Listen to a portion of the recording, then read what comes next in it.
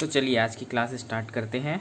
तो देखिए आज की क्लास में हम कंपाउंड इंटरेस्ट या चक्रवृद्धि ब्याज में टाइप 6 छठवें प्रकार के प्रश्न, जिसमें ब्याज पर अनुपात आधारित प्रश्न रहेंगे, ऐसे टाइप के प्रश्न देखेंगे। तो देखिए इसमें हमारा जो एक प्रश्न है, 3 वर्ष में 20% प्रति वर्ष ब्याज की दर से चक्रवृद्धि ब्याज और साधारण ब्याज का अनुपात ज्ञात करें जब ब्याज की गणना वार्षिक हो। तो ये हमारे पास प्रश्न दिया हुआ है। तो देखिए इसे कैसे ज्ञात निकालेंगे। तो चक्रवृद्धि ब्याज निकालने का तरीका पता है। तो यहाँ पे हमें अमाउंट तो दिया नहीं है, तो हमें सिर्फ साधारण ब्याज और चक्रवृद्धि ब्याज का अनुपात निकालना है। तो हम 100 ले लेंगे। मान लीजिए हमारा मूलधन 100 है। तो अब इसमें पहले वर्ष 20% की दर से जो हमारा ब्याज निकलेगा वो कितना निकलेगा, तो 20 रुपये। तो ये कैसे निकला पता है ना। 20%, अगर 100 का मैं 20% निकालूं तो कैसे निकलता है, तो 20/100। तो ये 100 से कट गया, बचा कितना, 20। तो पहले वर्ष जो हमारा ब्याज था ये निकल गया। ये क्या है, पहले वर्ष। अब दूसरे वर्ष निकालेंगे तो इसका 20% क्या हो जाएगा, तो 20 रुपये तो होगा ही। तो चक्रवृद्धि ब्याज में होता क्या है, जो हमारा ब्याज रहता है उस पर भी ब्याज लगता है। तो इस 20 का मैं 20% निकालूं तो कितना आएगा, तो देखो 20 का 20% निकालना है तो बटे 100। तो ये 2 शून्य से ये 2 शून्य कट गया, तो बचा कितना, 4। तो यहाँ पे 4। तो दूसरे वर्ष का टोटल हम अगर निकालें तो 20 और 4 कितना हो जाएगा, 24। तो ये हो जाएगा हमारा दूसरे वर्ष का ब्याज। ठीक है। तो दूसरे वर्ष का ब्याज हमारा निकल गया। तो हमें कितने वर्ष तक निकालना है, 3 वर्ष तक। तो तीसरे वर्ष का फिर इसका हम 20% निकालेंगे। तो 20 प्लस, अब ये वाले 20 का जो पहले वर्ष हमें ब्याज मिला था उसका 20% निकालें तो कितना आ गया, 4। ठीक। अब उसी तरह इस दूसरे साल में इसका और इसका अलग अलग निकालें, या फिर एक साथ इसका भी निकाल सकते हैं। तो यहाँ पे अभी अलग अलग निकालेंगे। तो इस 20 का 20% निकला तो कितना हो जाएगा, 4। और इस 4 का फिर 20% निकालें। देखो तो 4 का 20% निकालते हैं तो कितना हो जाएगा, 1 शून्य से 1 शून्य कर दिया, 4 दूनी 8 और ये दशमलव, तो 0.8।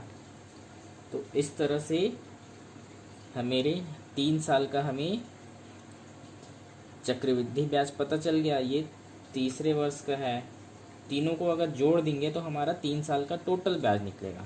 तो देखिए अब इसमें साधारण ब्याज क्या होता है, तो साधारण ब्याज जो सिंपल हमें तीनों वर्ष तक ब्याज मिले, तो हमें इसमें जो साधारण ब्याज है सिर्फ अगर इन तीनों को जोड़ दें तो ये हमारा होता है साधारण ब्याज।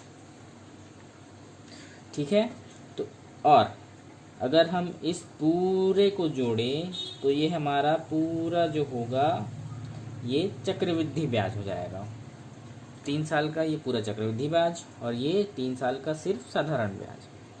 तो हमें दोनों चीज़ पता है, चक्रवृद्धि ब्याज और साधारण ब्याज का अनुपात निकालना है।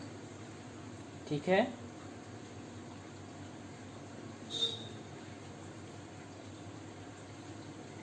तो देखो अब सबको पहले जोड़ देते हैं तो कितना हो जाएगा, 20 20 40 और 20 60। 60 और 4 64, 4 68, 68 और 4 72, 72.8। तो टोटल इसको जोड़ने पर हमारा 72.8 आ रहा है। ठीक है। तो ये हो गया हमारा टोटल चक्रवृद्धि ब्याज।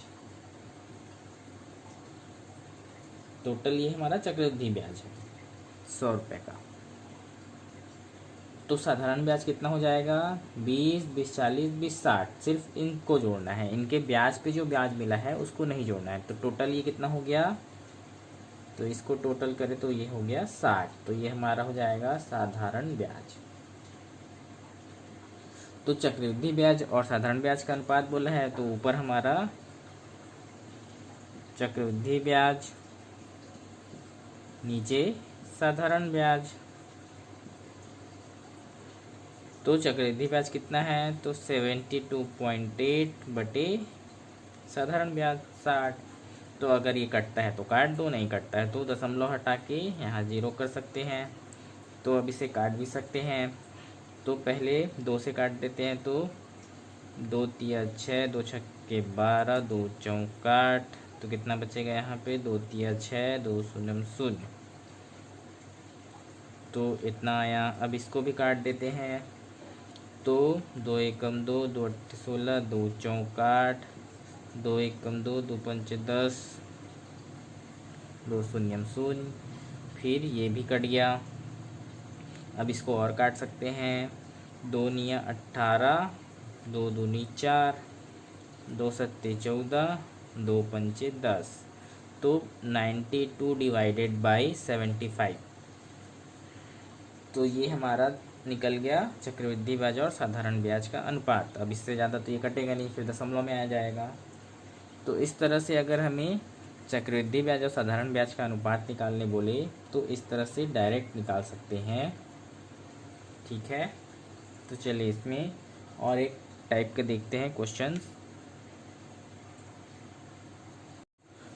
तो देखिए दूसरा प्रश्न जो है हमारा, 2 वर्ष के साधारण ब्याज और चक्रवृद्धि ब्याज का अंतर, मतलब चक्रवृद्धि ब्याज 2 वर्ष के साधारण ब्याज और चक्रवृद्धि ब्याज का अंतर मतलब उसका घटाव, तथा 3 वर्ष के साधारण ब्याज और चक्रवृद्धि ब्याज के अंतर का अनुपात ज्ञात करना है जब ब्याज की दर 8% प्रति वर्ष हो तथा ब्याज की गणना जो है वार्षिक हो।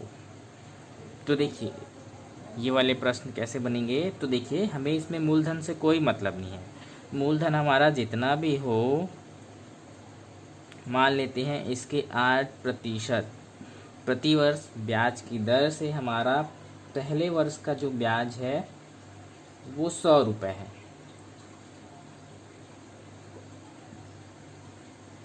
पहला वर्ष 100 रुपये है। तो 2 वर्ष का निकालते हैं पहले। तो दूसरा वर्ष क्या हो जाएगा, 8% 100 रुपये है। तो दूसरा वर्ष हमारे जो पहले वर्ष ब्याज मिलता है उसका भी निकालते हैं। तो इसका ब्याज निकाले 100 रुपये का, तो कितना आ जाएगा, 8% पे 8 रुपये। तो देखो, तो 2 वर्ष के साधारण ब्याज और चक्रवृद्धि ब्याज का अंतर निकालेंगे तो वो हमारा सिर्फ ये हो जाएगा। क्योंकि देखो, तो 2 वर्ष का साधारण ब्याज अगर बोले तो सिर्फ इन दोनों को हम जोड़ देते हैं, तो ये हमारा 2 वर्ष का साधारण ब्याज हो जाएगा 200 रुपये। और इसी में अगर हमें चक्रवृद्धि ब्याज बोला तो हम क्या करेंगे, पूरे को जोड़ेंगे। मतलब ये पूरा हमारा मिलके 2 साल का हमारा चक्रवृद्धि ब्याज होगा। तो देखो 2 साल का हमारा चक्रवृद्धि ब्याज कितना हो गया, 208 रुपये, और साधारण ब्याज कितना हो गया, 200 रुपये। तो इन दोनों का अंतर कितना हो जाएगा, घटा दो तो 8 रुपये बचा। तो इसी तरह से सीधा सीधा यहाँ से ऐसे निकालने से हमें डायरेक्ट उसका अंतर पता चल जाता है। तो देखो 2 वर्ष के साधारण ब्याज और चक्रवृद्धि ब्याज का अंतर हमारा कितना है, सीधा सीधा ये 8 है। ठीक है, तो यहाँ पे मैं पहले लिख देता हूँ, 2 वर्ष का साधारण ब्याज और चक्रवृद्धि ब्याज का अंतर कितना दिया है, 8 आ गया। तो देखो हमें 3 वर्ष का भी निकालना है साधारण ब्याज और चक्रवृद्धि ब्याज का अंतर। तो अब तीसरे साल का जो हमारा 8% की दर से क्या हो जाएगा, पहला तो 100 रुपये, उसके बाद इस 100 का हम अगर 8% निकालें तो 8 हो जाएगा। अब ये वाले 100 का निकालते हैं तो ये भी 8। उसके बाद बचा हमारा ये 8। इस 8 का हम 8% निकालें तो कितना आ जाएगा, देखो 8 × 8 डिवाइडेड बाई 100। तो 8 अट्ठे 64, 2 शून्य है तो 2 शून्य के पहले, 2 संख्या के पहले हम दशमलव लगा देंगे। तो कितना आ गया, ये 0.64।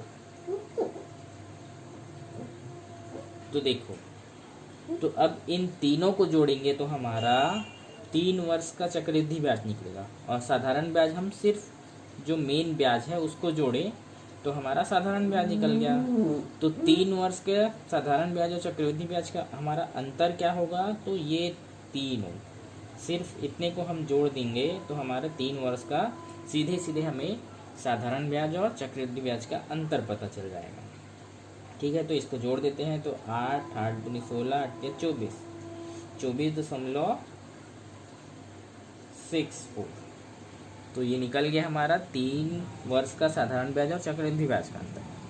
तो देखो 2 वर्ष का जो था वो कितना था,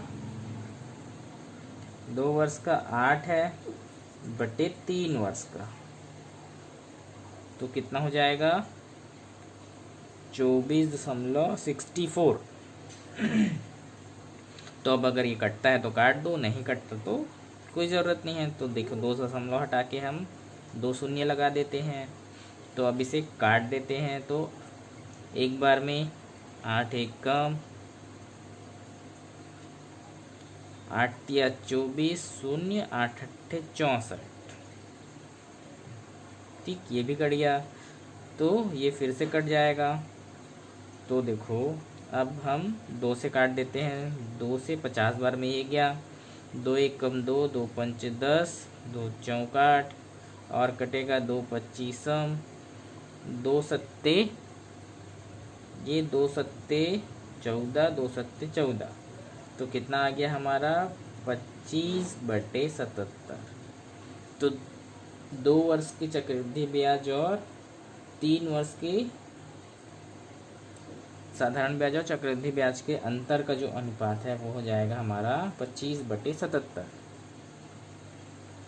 तो इस तरह से डायरेक्ट हम बिना वो किए सीधे सीधे हम ब्याज को ही 100 मान लेंगे तो हमारा जल्दी से जल्दी पता चल जाएगा। यहाँ से घटाने की ज़रूरत नहीं है, डायरेक्ट हम इस विधि से उसका अंतर निकाल सकते हैं। ठीक है, तो चलिए ये वाला जो टाइप 6 है ब्याज पर अनुपात आधारित प्रश्न ये ख़त्म होता है। इसके बाद जो है हम मूलधन तथा ब्याज की दर ज्ञात करने वाले प्रश्न को देखते हैं। अगले टाइप में अगली क्लास में देखेंगे।